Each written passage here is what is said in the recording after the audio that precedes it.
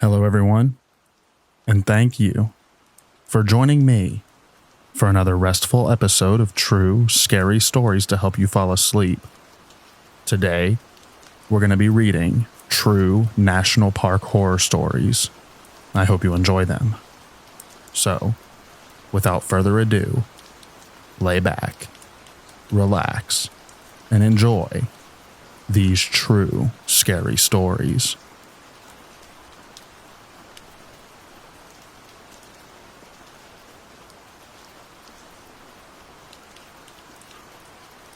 Bigfoot is in the Shenandoah National Park. I grew up next to a drug lord / real estate mogul that owned large acreage adjoining Shenandoah National Park. One day I woke up and a bison was in my front yard. Hunters in the area started seeing large cats in the woods.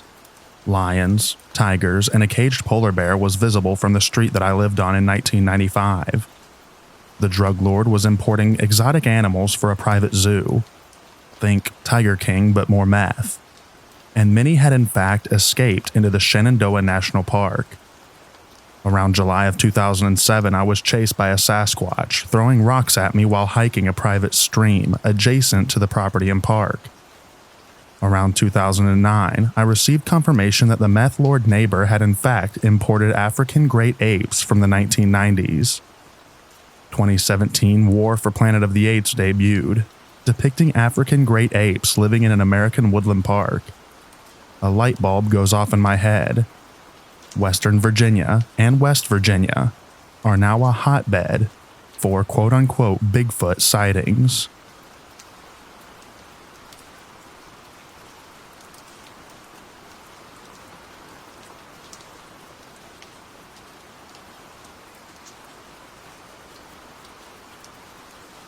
I once met a lady who worked for a search and rescue outfit that covered Grand Teton National Park. She said there were essentially guys who had chosen to go live in the woods, including a medical doctor who was up there for 30 years, who would help out SAR sometimes by stitching up injured lost hikers, and telling SAR and Park Service if he'd seen people.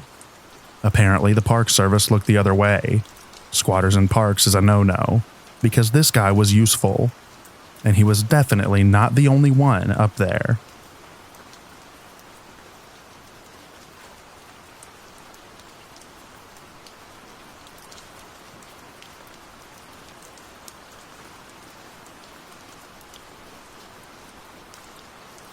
As someone who works in a national park, there are definitely plenty of people off the grid that try to illegally set up in it. We find their camps often and tell them that they need a backwoods permit or to get out.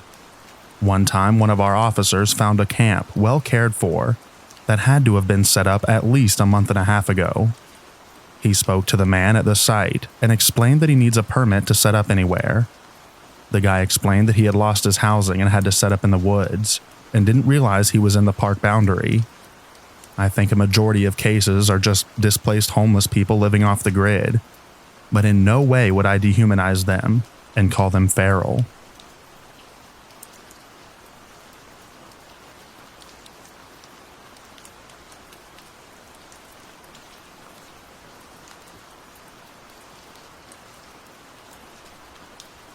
I used to live in western Washington state in the United States. It is very woodsy. There's this one stretch of road deep in the Olympic National Forest.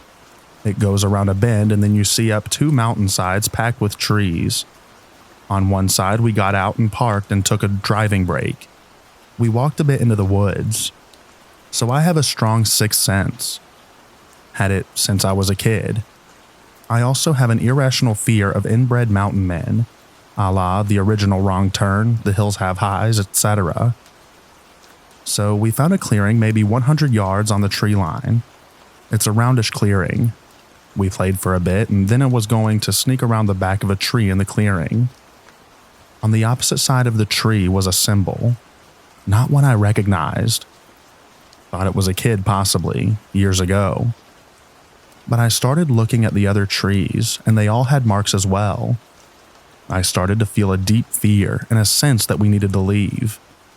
I'm lucky that my family and friends trust my judgment, but we had a lot of pushback from my younger brother. He dragged his feet and I was ushering us all back to the car.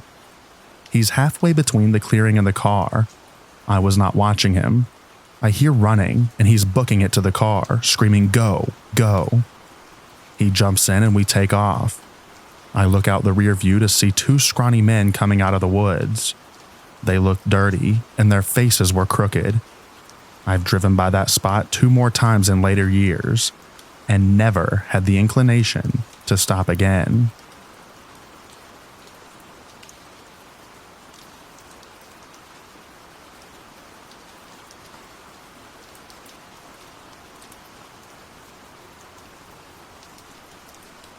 This is my only experience, but we stayed at a campground in Glacier National Park. It was our second night at the campground, and our friends decided that they'd stay that night at the site next to us. Owned by natives, and they shared a bunch of cool information with us about their family history and how centuries of their family have been buried on this land. It was fascinating. One night, I woke up to my boyfriend telling me, "It's okay, it's just the wind." And when I came to, all I heard was insane wind and our whole tent shaking. Our tent was on top of a Jeep as well. Literally felt like we were going to fly away. Montana weather is wild. Anyway, I ask him how long he's been awake, and he tells me quite a bit because something spooked him. He told me that about an hour prior to the windstorm starting, he heard footsteps outside of the tent. Little footsteps to be exact. Like a child. Mind you, the hosts told us that their kids were all over 17 and 18 years old. My boyfriend said they ran back and forth a couple of times, and he kind of knocked it up to be a wild animal or something like that and tried to rest, until it came back, and he felt something mount the ladder. We have a tent that attaches to our truck for use at home as well. You can always feel when someone is on the ladder. As soon as he felt that, he said, "Hello," in a very stern voice, and whatever it was dismounted and ran. I tried to reason and say, "Oh, maybe it was an animal." No, it wasn't, to bring him peace of mind. But we were both spooked at that point, and we were pretty restless. The following morning, we woke up and exited our tent. When we approached our friends, we asked how they slept, and most of them said good, pretty normal stuff. We had not seen them nor talked to them since dinner time the night before. One of our friends said yeah, except his girlfriend psyched herself out and probably had a nightmare. And I asked what happened, and she said to me, "I swear to God, I heard footsteps going back and forth from the tent. They stopped for a bit and then came back, and the zipper started to move and I shouted, 'Who's there?' She was definitely spooked, and my boyfriend and I looked at each other, and they all said, 'What?' Then we explained what happened. Long story short, we didn't stay a second night, and I honestly wish we did so I could talk with the hosts. Knowing they're native, the dead mean a lot to them. I wish I was able to ask, and maybe they knew or had an experience like this before. In my heart, I know it wasn't their kids, because if there really was that old, I'm sure they aren't that interested in scaring off business for their family. But also, little footsteps was prominent here, and no guests would let their child run around either. It was spooky, but I love spooky things, and I just wonder what it really was.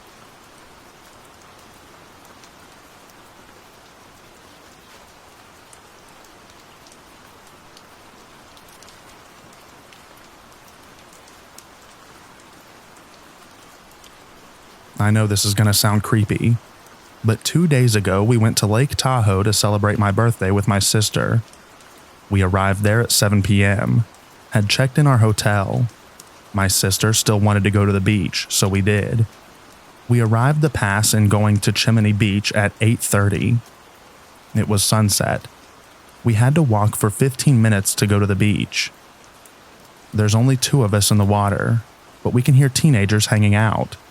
Half a mile away from us, and 3 men preparing to leave a few miles from us.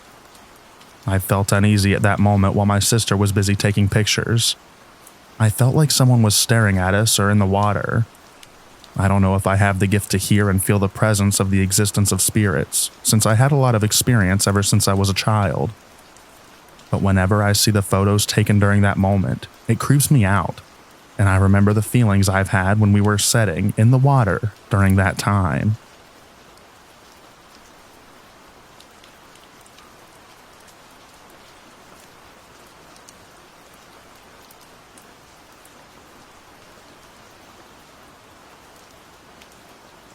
This isn't the craziest thing I've seen on these types of posts, but it's still something that I can't explain. This past year, I hiked the Pacific Crest Trail. There was about 600 miles of the trail that I hiked and camped alone. One of these sections I was alone was in Northern California, slightly north of Shasta. I got to a beautiful spot and knew it was the best spot to set up camp. It was gorgeous. 360-degree views of woods in the valley below and mountains everywhere. I could see it raining on Mount Shasta, probably my favorite campsite in Northern California. I still remember the exact mile and have some footage of the site during daylight. I set up my tent, and after admiring the sunset, I went to bed. I could see outside below the vestibule when I was lying down in the tent. As I was trying to go to sleep, I saw a white light in the valley, maybe about a quarter to a half mile away. Not right near my tent or anything. I wasn't close to any towns. In the Sierra Mountains, south of this area, I would see an occasional remote cabin in the woods, so I just figured it was something like that.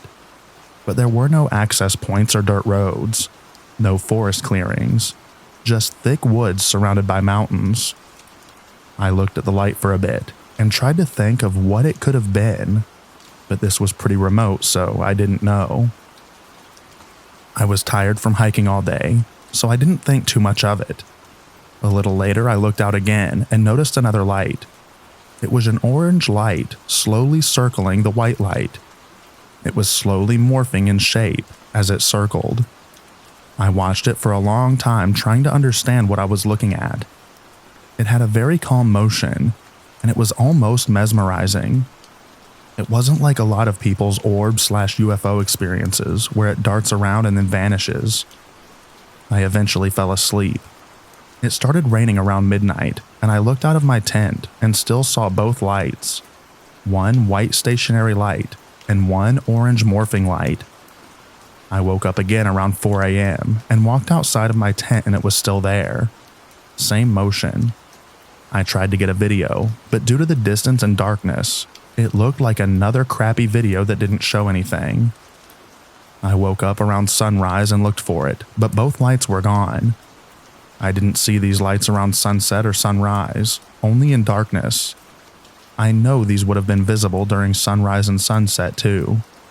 I'm sure there's an explanation, but I genuinely have no clue what I was looking at, and I'm still trying to figure it out. Unrelated, but near that area I was walking to the right of the trail was some thick brush, maybe 5 to 6 feet tall. This was near Shasta Trinity Forest, maybe 1 to 2 days after the lights in the woods. I was hiking alone, and I noticed about 100 feet away from the brush was being flattened by something, and it was moving very quickly. It was approaching the trail, and was going to end up right next to me if I had continued my pace. I couldn't see what was flattening this brush, but it had to be strong. It reminded me of something you'd see in Jurassic Park. I assumed it was a bear. I still think it was. But I didn't want to surprise the bear and have a close encounter. I yelled stop, and then it stopped. Completely. I remained still and waited to see what was going on, but it was completely still. And it was really quiet everywhere. Total silence. I got pretty unsettled and started talking to whatever it was while I walked by. I just kept things like, "I'm going to walk by and be on my way, my friend. I hope you're having a good day." I kept walking and kept looking back, but nothing moved on from that point onward. Like I said, it was probably a bear. Black bears are generally like big raccoons and don't want to interact with humans. But I encountered a few bears, and they always ran away when I told them to get lost. After speaking with other hikers, I noticed I met a few people who said how Northern California was a little unsettling. The SoCal desert is very windy, and the Sierra Mountains have tons of flowing streams. Northern California doesn't have as many streams or as much wind, so there's just a silence that pervades which can feel ominous, especially in the dark. That's my explanation for the feeling, at least. But after going through the SoCal desert, Sierra Mountains, Northern California, Oregon, and Washington, Northern California was the only section that was a little unnerving to me. And I did portions of each of those sections alone also.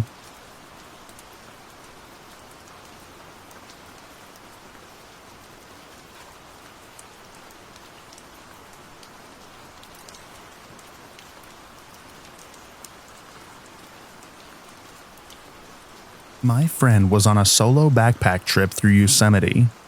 He started talking to a guy he met about his trip. The guy said that he used to do solo trips often, but would never solo again after experiencing something horrific on his last trip. The guy said he was 2 days into a 6-day hike in the middle of the desolate wilderness when he came upon a dead man in a suit with a bullet hole in his head, and the body was very fresh. He never heard any gunshots, and he could not see signs of anyone else around. He was filled with dread and felt like he was being watched. He took off running back down the trail in the direction he came from.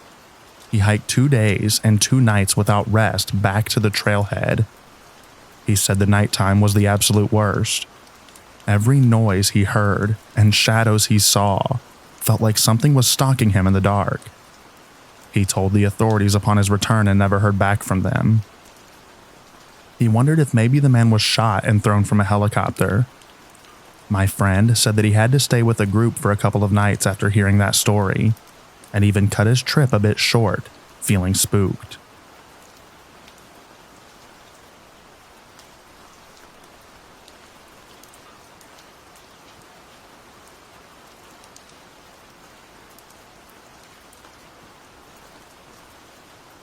Somebody suggested that I post this here.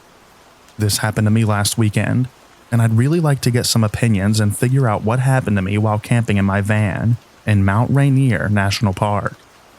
My memory of the night is very hazy, and piecing it all together has been difficult. I went to a van life meetup in Enumclaw, Washington over the weekend. The city is close to Mount Rainier National Park, and because I had already made the trip, I figured I might as well camp overnight nearby the park in a dispersed camping spot in the forest. I brought some ingredients to make some asada tacos, downloaded some movies, and was ready for a nice cozy evening in my van, something which I do on most weekends in various campsites around the state. I hiked around the campsite, which was very nice for the large amounts of trash which was littered and actually made me really sad. The trail led to 2 fire pits not too far from where I had parked, and it ended at a quiet riverbank. It seemed like it was a spot that local teens might go to drink and smoke weed. There was even a log bench with the words 420 painted colorfully on its seat. I wasn't sure how recently people had been there, and there were open, half-drunk cans around the fire pits what seemed cold.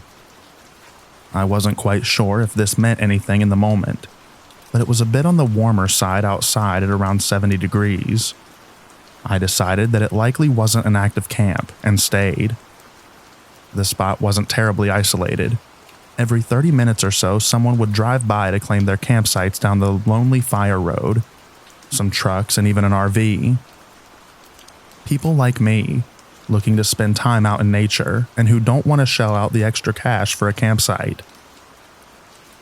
After exploring the area, I went back to my van and started to make dinner. I used a satellite communicator to check in with my friends and family, as I didn't have any service this deep into the forest. The sun was setting as I sat down to eat my tacos. I left my doors open to let air flow, and the cool breeze felt amazing. But after eating, and when it was quiet, I started noticing a sound in the distance. They sounded like gunshots, really almost like cannon shots. Deep, rhythmic booms echoing into the valley every few seconds. What accompanied those sounds was a still distant yet closer noise of a chainsaw in the distance. Now, neither of these noises are very uncommon to hear when camping on fire roads, to be honest. People in Washington love their guns, and it wouldn't be unheard of for someone to use a chainsaw to cut down larger chunks into firewood. Summer fire ban be danged. I also saw some campers start to leave, including an RV, which was particularly unusual. Finding a campsite for an RV can be hard, but it is especially hard to find one at night. The rule is to always find camp before the sun sets, and the sun had only just disappeared from the sky. Something spooked them, and I wondered if it would be wise to follow their lead. However, I had unwashed dishes on the counter, and I was in no mood to move, and so I didn't. I did, however, triple check that all my doors and windows were locked before drifting off to sleep. That night can only be described as hazy and disorienting. I have very little memory of anything that happened, but the evidence that something had most definitely happened was very evident. I remember being awake in the pitch black of night, struggling to breathe. Not choking. My lungs were filling with air, but I remember the feeling of drowning. I remember the pleading desperation for air. I remember trying to see with my sight being wholly consumed by the darkness in front of me. I have a memory of trying to punch out a window to no avail. I remember making my way to the side doors of my van to open the door to breathe. And then I woke up in bed, and the sun was in the sky. I would have chalked this up to be a really bad dream, but the damage around me was evident. There was definitely a struggle. Some of my window blinds were sliced and ruined. One of my windows had scratch marks from the inside. Even the air vent on my ceiling was obliterated from the inside. My curtain rack was pulled down from the ceiling, which was screwed into a beam. I didn't think I was even capable of this. The van was well ventilated, so I'm unsure as to why I would have trouble breathing in the first place. My carbon monoxide detector was silent, and the van was well ventilated after cooking. I have no idea what possibly could have caused me to do this and ruin my lovely van. I saw no indication of any kind of forced entry, and all the damage was done from the inside, by me trying to get out, I guess. My knuckles were very sore, as were my feet, as I probably hit them hard on the various cabinets in the van on my way out. A pole that I used to prop up my canopy was strangely out of place in the middle of the floor and broken at the ends. I have never had any form of night terrors or sleepwalking before this, except for one incident, also nearby Mount Rainier National Park. A few months ago, my friends and I were driving through Enumclaw, trying to find a camping spot we might be able to post up at. It was nighttime already, and as I said before, finding camp at night can be pretty difficult. We were driving down the same road I had taken for my recent trip, and we had gotten a tip from a local about a mountain which had some pretty good dispersed camping.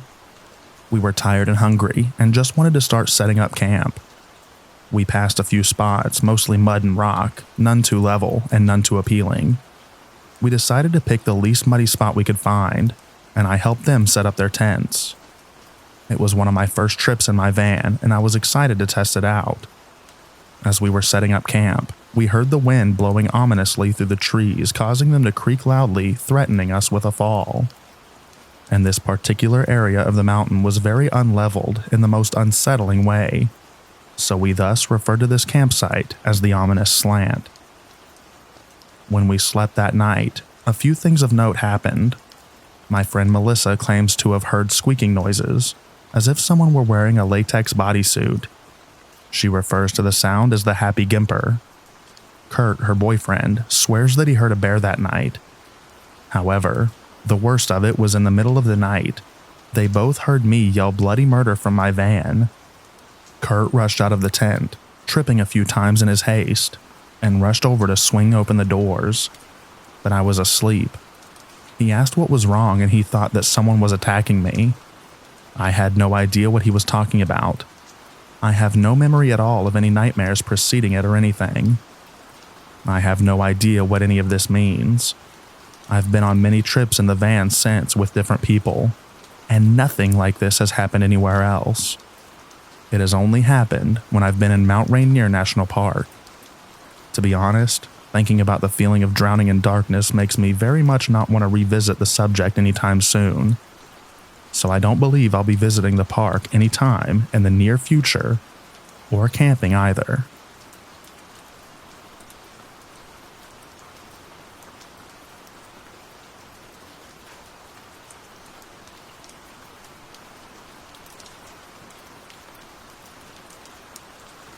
Mammoth Cave National Park is really special to me.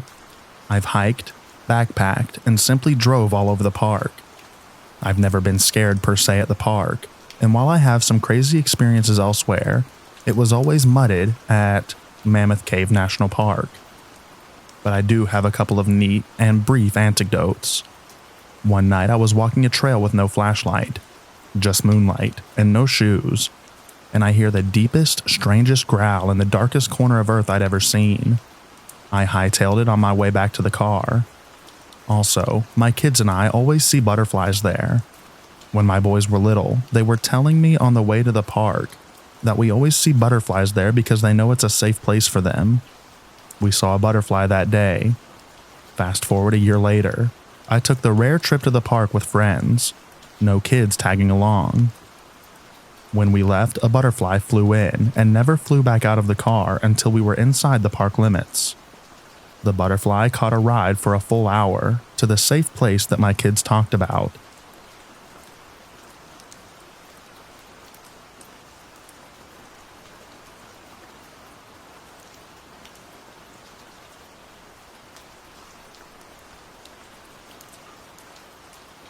I visited Yellowstone National Park last week and decided to take our boat out on the Yellowstone Lake yesterday. This was our last day and wanted to end our trip on a high note. While we were loading our boat down into the launch pad, there were fishermen from Wisconsin catching trout, cutting them up and then throwing them back into the lake. This is a government job, an angler incentive program to manage the fisheries. One could tell how experienced these men were and knowledgeable about the lakes just by talking to them and watching them work in rhythm, as they probably had for several years. Basically, these guys knew their stuff. So, a couple of the older, bigger guys were kind enough to help us get our boat in. We're new to using this boat. The guys tell us to be careful. The water has big swells and it's getting windy. In a side conversation, an angler tells my dad about the bodies still lost on the lake and never recovered, including a couple of park rangers. The angler explains the water is too cold, and within 20 minutes hypothermia has set in. So again, he cautions us and we head out anyway. We didn't make it far. 3 to 5 foot swells pushed us back in. It was almost as if the angler was expecting our short return, and he helped us guide the boat back into the dock onto the boat trailer. He just smiled and said, "I'm glad you're back. It's bad weather out there." I felt I had to give you the background so you could see why I'm so curious about these missing people. Bodies in the lake, and park ranger bodies all believed to be at the bottom of Yellowstone Lake. However, I cannot find any information on these missing people and missing rangers. I asked other park employees and researched national park websites. Nothing. What are your thoughts? Does anyone know about missing people and missing park rangers at Yellowstone Lake?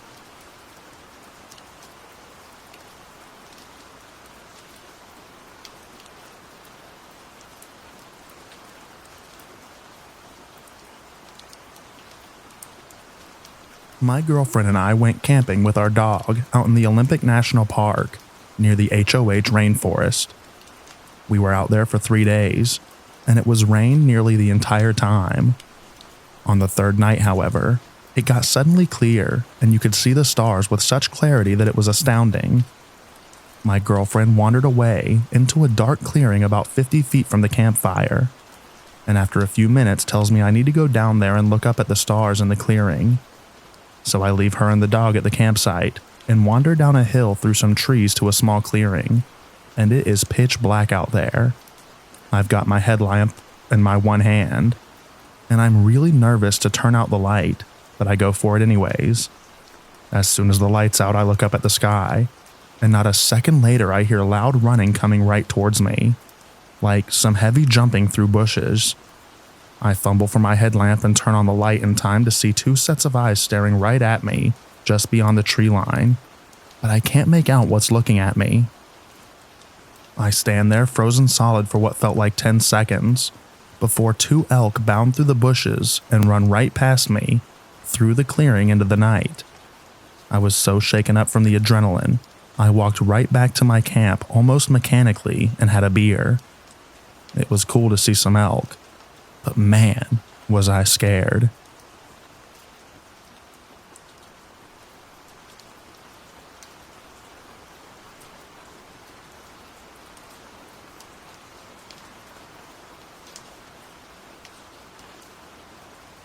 I had a really weird experience in Congaree National Park outside of Columbia last winter that brought me to these kinds of subs.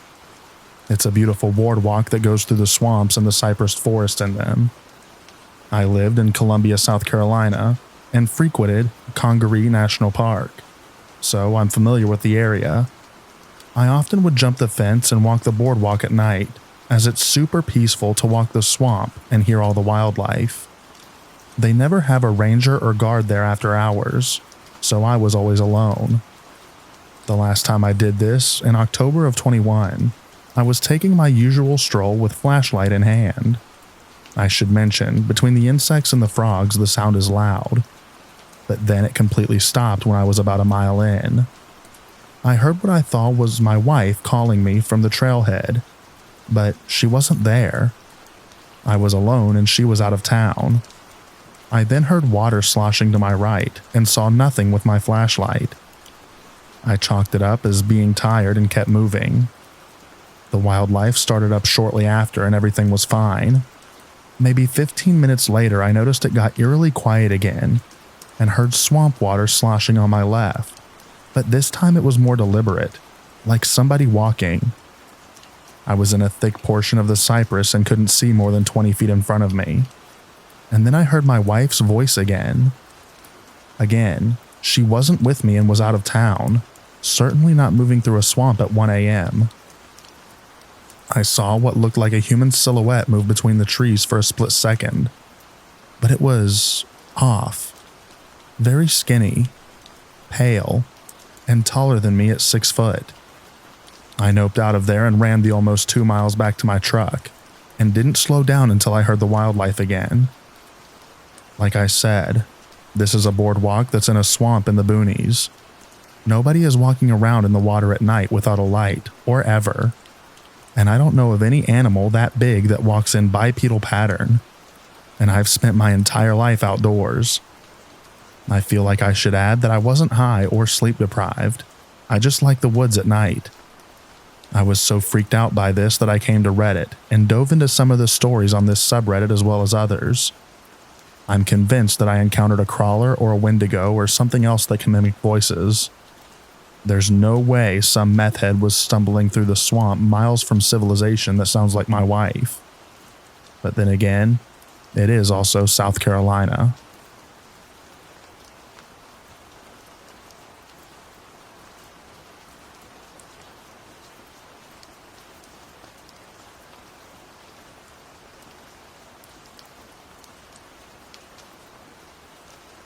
My partner and I are avid hikers. Last July, we went on a trip and decided to camp at this spot that we love just west of Shenandoah. It's quiet, off the beaten path, and offers absolutely spectacular views of both Shenandoah and portions of George Washington National Forest to the west. The first day and evening of the trip itself were nice and uneventful, though we didn't sleep super well because of the humidity. The next morning, we decided to go for a hike in a portion of Jefferson Forest that we'd never been to before. It's comprised of ATV trails and about a dozen campsites, but has a trail that leads to an old fire tower we'd always wanted to check out. It was about a 45-minute drive from our campsite, mostly on back roads. When we got there, the first thing that stuck out to us was how empty the campsites were. We actually didn't camp there the night before, because we'd heard that the site is usually packed, and we knew we wouldn't arrive early enough in the weekend to get a spot. There were only 2 spots taken. In one was a desiccated tent and a bunch of garbage. It looked like someone had been there for a while, but it was deserted when we arrived. In the other, there was a young woman, I'm guessing in her late teens, setting up a small backpacking tent. There was a truck and one other smaller car in the parking area. We parked and started getting our gear together, and the woman approached us to ask if we knew where the trailhead was. I told her that we'd read that it branched off about 100 yards into one of the ATV tracks, but we weren't 100% sure which. Since I was getting such weird vibes from the place, I kinda hoped that she'd stick around and go with us to find it, but she just thanked us and took off in the general direction of the trail. We set off and walked up and down a few of the ATV trails until we found the walking path. We saw 2 ATVs shoot by us at one point, but otherwise didn't encounter anyone else, including the woman from earlier. It took us about an hour to get to the top of the mountain where the fire tower was. It's an old metal structure, and you have to climb a narrow set of stairs to get to the top of it. We got up, looked around, took some pictures, and started heading down. Honestly, the view was kind of a letdown. About halfway down, very suddenly everything stopped. The birds, the bugs, it was dead silent. And I don't know quite how to put this into words, but it felt like the ancientness of the forest was contorting and crushing us. I felt trapped and cornered in spite of the expanse around us. My partner and I looked at each other and wordlessly started to book it out of there. We started running back to the car, but the feeling only followed us. As we were rounding one of the switchbacks, we heard this unearthly shriek, like a cross between metal on metal and a choir screaming off key. And we saw something. I just got a glimpse of it before we blacked out. I don't know how to describe it, other than it looked huge, despite clearly not taking up much physical space, and moved in writhes and flashes. It didn't have a collar. It just felt like evil and emptiness. I probably only perceived it for half a second before my memory just completely gave away. When we came to, we were sitting in the car, and 2 hours had passed. Double the length of time that it took us to get up there. I don't know if we lost consciousness or just somehow blocked those hours out. I learned later the exact same thing happened with my partner. Both of my cars were next to us in the parking lot, and there were still just the 2 tents at the campsite. The woman wasn't in hers, and it looked exactly the same as she'd left it. I think about her all the time, and have spent a ton of time trying to figure out if someone went missing around that time of our trip. It took a few months for my partner and I to talk about that day. Some of the stories I've seen posted here have made me feel so much less alone. We still love to hike, but honestly, I haven't been able to in the Appalachian forest since this happened. I'm curious if others have had other experiences like this.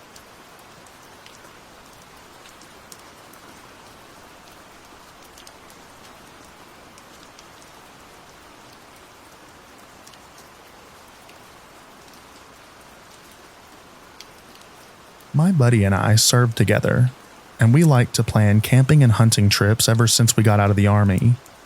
We decided to check out Buffalo River National Park a few years back, when I first exited the service.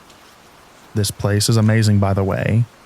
There are old abandoned mining towns and mining shafts, along with 1,000-year-old ancient cave shelters used by Native Americans. Definitely check this place out if you haven't been already. We decided to do a wintertime camping trip off a tributary that feeds into the Buffalo River. Maybe a mile hike in, but many of the areas of this park are remote. We built a campsite on these stone cliff terraces overlooking the tributary, and had a pretty ordinary experience, besides how cold it was, until our 4th night.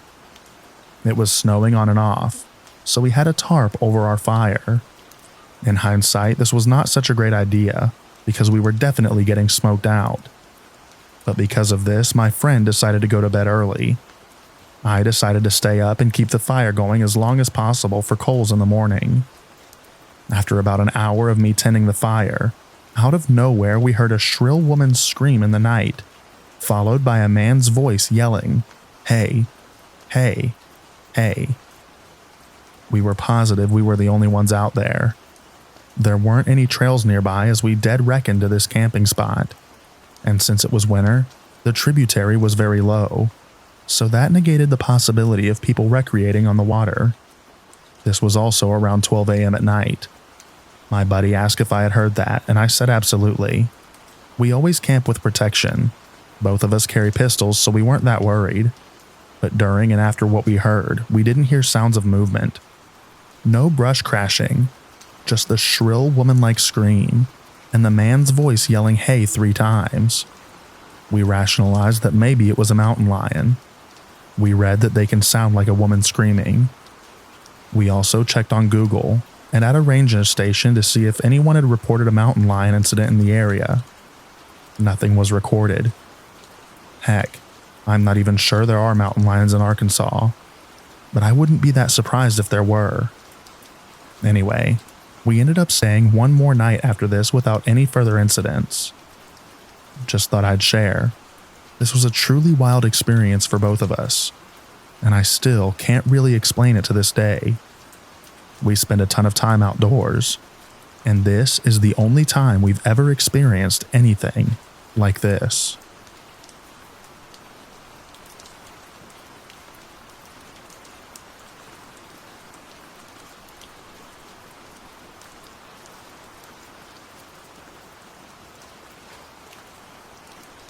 About 3 months ago, I posted my experience backpacking in the Allegheny National Forest and hearing drumming, which I'm chalking up to actual people banging on drums now.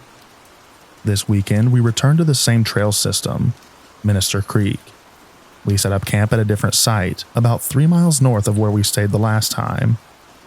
The evening was uneventful, and we went to bed in individual tents at around 9:30. At about 2:30 a.m., we were woken up by a huge boom. It wasn't a gunshot. Sounded more like a black powder cannon going off. Echoed throughout the valley. We came out of our tents and discussed what we all heard. A little on edge since it was so close to us, but eventually tried going back to sleep. The boom really has nothing to do with what happened later, but it was just a weird night. As I'm laying in my tent, unable to sleep, staring at the ceiling, I kept seeing shadows on the tent walls. I would swear I'd see a silhouette of a person walking towards the tent, but as I'd look at it, would disappear as quickly as I noticed it. I decided that I'm just seeing things and closed my eyes, eventually falling asleep. Next thing I know, I'm being woken up by a young-sounding female voice saying, "Dad, Dad, Dad." I jolt awake, unsure of what I actually just heard. So I'm laying there. Check my watch, which says 5:13 a.m. Wide awake at this time. And about 30 seconds later, right next to my tent, I hear very urgently, "Dad? Dad?" There was something off about the voice too. It was just creepy.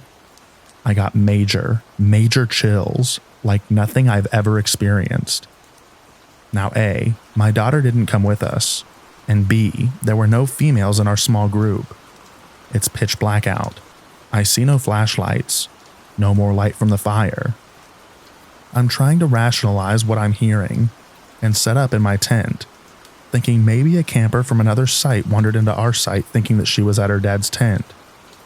I unzip my tent, shine my flashlight out, and catch a glimpse of a black bear walking off into the woods.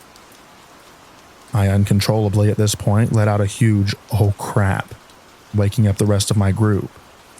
Bear didn't care and just walked off into the darkness. So of course we're searching around with our flashlights and find nobody else around us. The whole experience was just crazy. What did I hear? Do black bears make noises that sound like a girl calling for her dad? Was it a ghost warning me that there was a bear in our campsite? A guardian angel?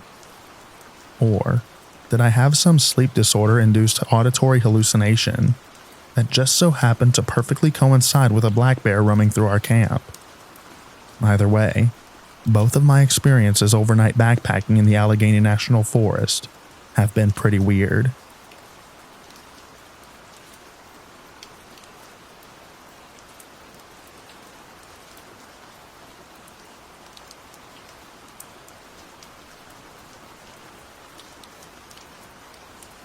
Now, I'll start with saying this story isn't very climactic.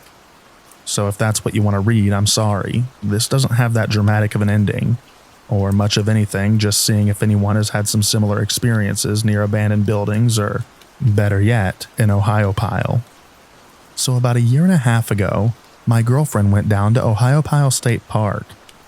We frequented there as we live an hour away, and it's one of the best parks within a day's trip reach for us to hike and swim and mushroom hunt and explore in general. So the one day we got bored of the normal hiking areas and places we've been, so we decided to drive around the back roads deeper into the woods of the park. No map, just deciding which way to turn when we got to intersections and going from there.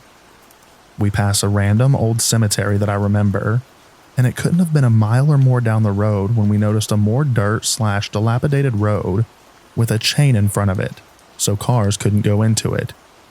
So we decided to park the car and go explore the trail in that area in general. There were no signs for no trespassing reports or anything like that, so we continued on. I'll never forget the eerie feeling that I had as soon as we made it onto the trail/road. Just a general sense of you shouldn't be here. But I don't listen. My girlfriend seems intrigued. There's no one around at all, and it seems like a beautiful secluded area. So we head back some more and we noticed up a cut-off, an abandoned visitor center. So obviously we had to go check it out. I have a picture of it which I could post in the comments once I find it. So this is where things start to get really creepy. About 100 feet away from walking up to the building, that alarm in my head that's going "you shouldn't be here" has intensified immensely. But I was curious about the building still. My girlfriend at this time is freaking out internally. She wants to leave as she feels uneasy and unwelcome to where we are as well. I want to explore the building because I love abandoned places. In that time of walking up, I realized that the woods went silent. I don't hear bugs anymore buzzing around. No chirps of the birds. Not even branches swaying in the wind. We get up to the building, and my girlfriend is pleading that we go back.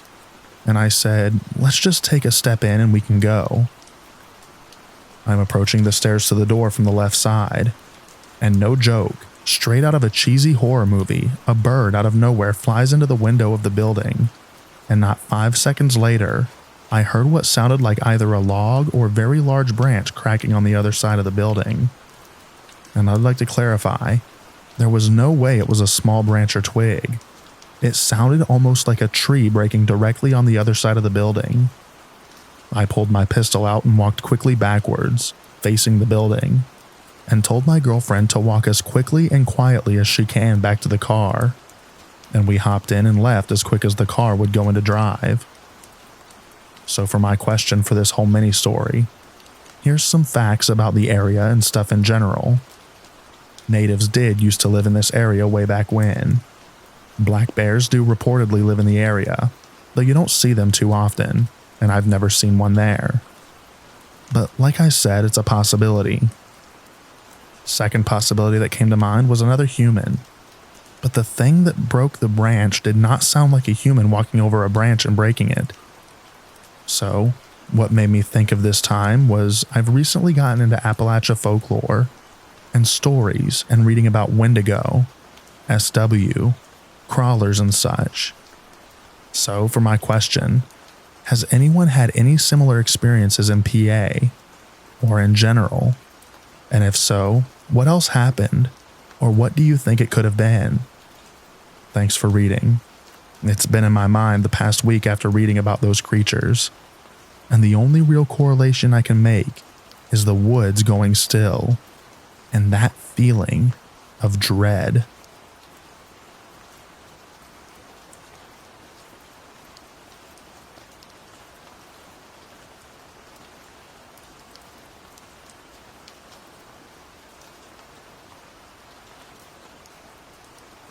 When I was younger, and more ambitious in my early teens, I loved to explore the mountains of my home village in the gates of the Arctic National Park. I knew about how dangerous the caves could be in the mountains, and never liked to go near them, but I loved waterfalls big or small that fell from great heights in the summer. One year, I had just received a Honda Foreman 500 as a gift from my mom. I rarely receive physical items as I'm not much of a materialistic person, but I do enjoy getting vehicles that I can use for hunting as presents every now and then. Usually they're older models, so they aren't as expensive as the newer models, but I love them just as much, and I take care of them as best as I can. Anyway, I was driving my new Honda through an old trail that I only knew of as a snow machine / snowmobile trail in the winter. I had recently learned about the summer trail, and I decided I would go and explore the valley it led to. While driving, I began to have the eerie feeling of being watched. The hair on my body stood on end, on the side I felt like I was being watched from, so I knew where to glance at as I drove. I did my best to keep the old rocky trail, and I began to glance over to my left as frequently as possible. I think that as a hunter, I have developed a better sense of when I am being watched, and it seems to pay off quite a bit in the wilderness up here. As soon as I looked over, I would scan the willow thickets. As I did, I noticed a dark figure keeping up with me. It stood tall, what I presumed to be about 8.5 feet tall, and was keeping up with me as I was going 25 miles per hour on a fairly smooth but rocky trail. I kicked the Honda into a higher gear and sped up.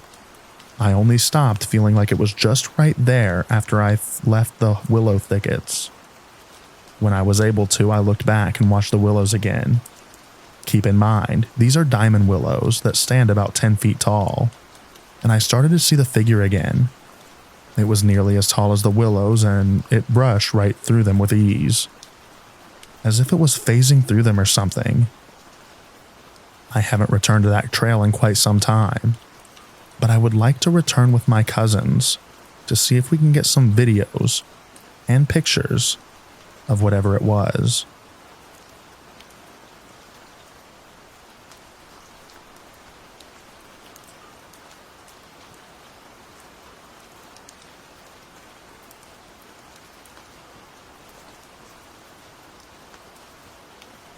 I grew up in Orange County, California.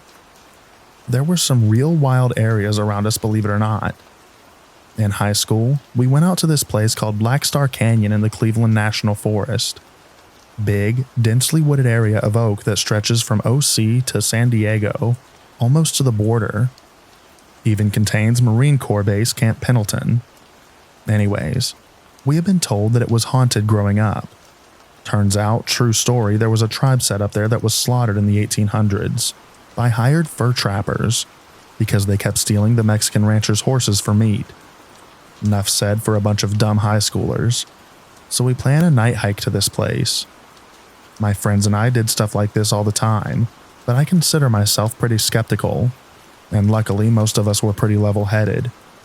This area is pretty well known for mountain lions too, so we were all on guard and in agreement to turn around at any sign, even if one of us just wanted to. So the way the trail works, you park at a forestry gate and start to walk along an old asphalt narrow road that's mostly dirt from when there were sparse houses in the 50s and 60s before the floods washed them out and the land was committed to the National Forest Service. Eventually, turning to full hiking trail. Along this road is a line of barbed wire, as well with all kinds of signs warning you not to cross.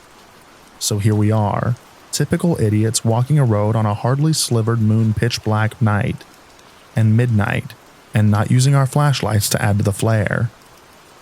Well, as we go and venture deeper and deeper down this road, which we'd never been on, mind you, I keep seeing what appears to be a cowboy leaning on a wooden fence post, holding the barbed wire, just kind of leaning on it, but distinctly looking at us.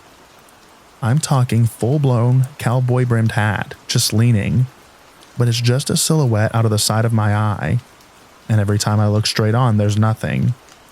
I'm telling myself that I'm logical and push it off as a trick of the eyes to keep my cool, but I keep seeing this guy every 10 or so posts, but I don't say a thing to the guys. We get to the point where we've been walking for over an hour, and debate on heading back just because of the time. Just then, my friend goes, "Yeah," and I keep thinking I'm seeing a cowboy along the fence line.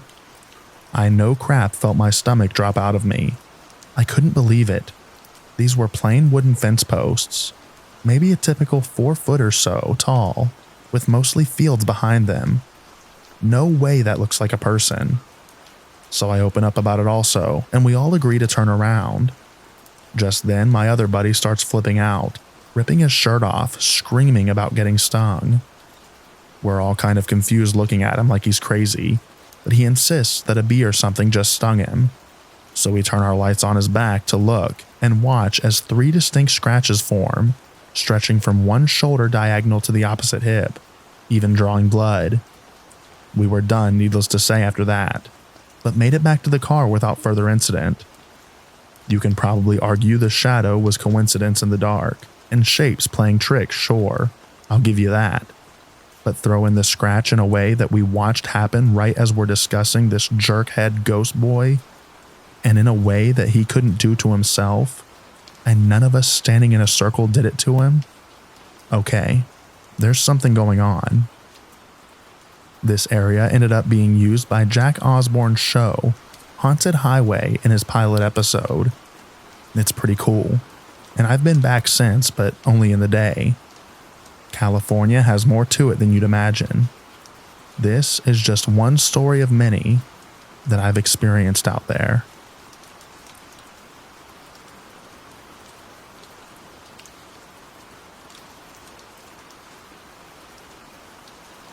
Thank you so much for listening to all of the stories in this video.